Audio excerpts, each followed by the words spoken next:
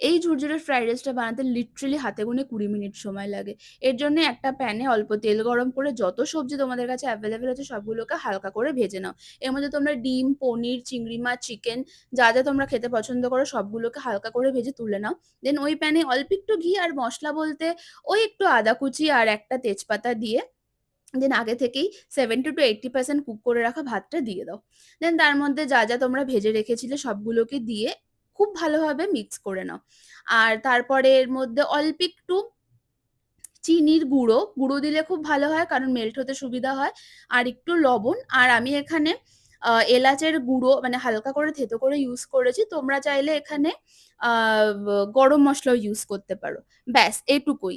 তারপরে খুব ভালো করে মিক্স করে নাও। মিক্স ততক্ষণ মিক্স করো যতক্ষণ না ফ্রাইড রাইসটা ভালো মানে চালগুলো ভালো মতন ঝুরঝুরে হচ্ছে, জলটা পুরো টেনে যাচ্ছে।